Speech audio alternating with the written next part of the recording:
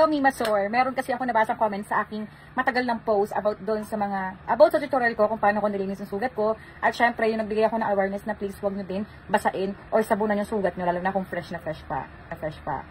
Okay, may nag-comment dito. Ang nakalagay dyan, dapat binabasa ang sugat para malinis at hindi mamaho. Okay, yung sinabi niya, point niya, siguro yung para sa kanya, yun yung way niya para mas maging malinis yung sugat niya. Pero, yung sa akin kasi, yung pinost ko ang video mga mi, 3 beses ako na CS, lahat yan ay base po sa aking experience. Naranasan ko ng kuskusin ng sabon yung tahi ko kahit bago pa lang natahi at bugasan ng tubig. Kuskusan, banlawan maigi. Naranasan ko na yan, public hospital po ako. Depende naman siguro sa doktor niyan. Sinunod ko naman lahat ng mga sinabi sa akin ng doktor. Sinunod ko naman lahat yon. Kailangan, kuskusin daw ng sabon ang iyong tahi, basain, banlawan maigi, para daw malinis, tanggal germs. Tapos tsaka lalagyan ng betadine, makakaraos na ako after kong ma-CS. Kasi okay lang, gamutin yung sarili ko. Hindi. Bumuka yung tahi ko, Mima Sor, sa harapan. As in, bumuka. Papakita ko sa inyo yung picture para pruweba na bumuka talaga yung tahi. 2 buwan, may tahi pa din ako noon sa labas ng tiyan ko. Mga Mima Sor, grabe. Tapos, ngat na igat na ako kumilos noon, hindi ako nabubuhat ng mabigat. Wala akong binubuhat ng mabigat. Baby ko lang, binubuhat ko.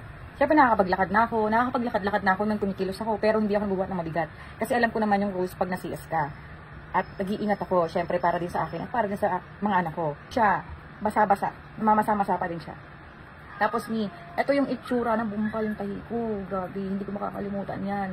Hindi ko alam kung sino tatawagan ko kasi walang taong gustong puntahan ako para tulungan ako mga mi. Dahil lahat sila may kanya-kanya silang mga ganap sa buhay. Ako lang mag-isa noon, tsaka anak ko. Yung asawa ko noon, madalas din laging wala dahil may trabaho. Malayo ang kanyang mga pinupuntahan.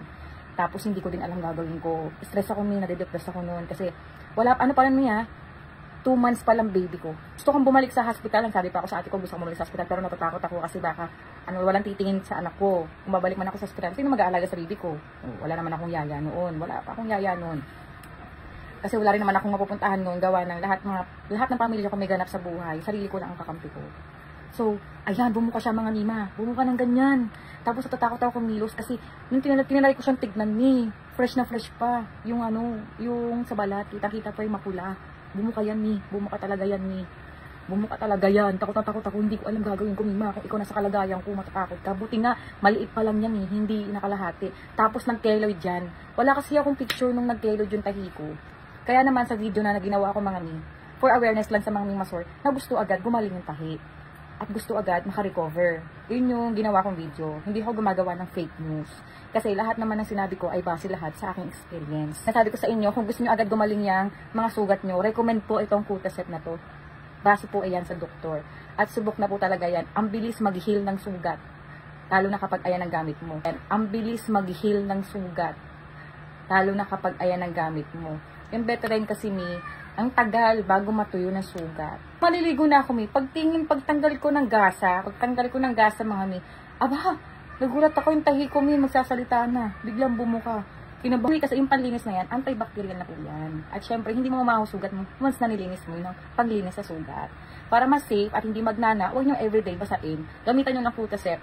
Tapos, Cutaset gamitan nyo ng Cutaset. Tapos, irab nyo ng bulak. Ang pagdampi, pag ganun. Pag ganyan. Hindi pa ganun pag ganun mga mi.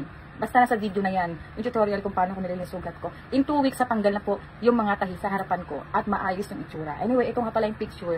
Yan yung picture ng tahi ko ngayon. Hindi tulad dati na parang ang lala ng keloid ko. Sobrang lala ng keloid dahil grabe yung pagtahi sa akin at diba. Yan naman sa mga iba-iba ang mga pananaw sa pagdating sa pagsi-CS na alaga sa sarili. Depende sa iyo, mi, kung gusto mong kung gusto mo ng ganyang linis, nasa sayo yan. Pero ako, kaya ako gumawa ng video is para sa awareness na makahelp ako at hindi fake news ang ginawa ko. Totoo talaga. Yan. Kung ayaw mo bumuka yung tahi mo, kung fresh pa, huwag mo sabunan ng sabunan at huwag mo din basain ng basain. Lahat ng nilagay ko doon is based on my experience. Kaya nga may Cutaset, kaya nga meron tayong panglinis ng sugat is antibacterial. Ayun na mismo yung panglinis ng sugat natin, Mima. Yung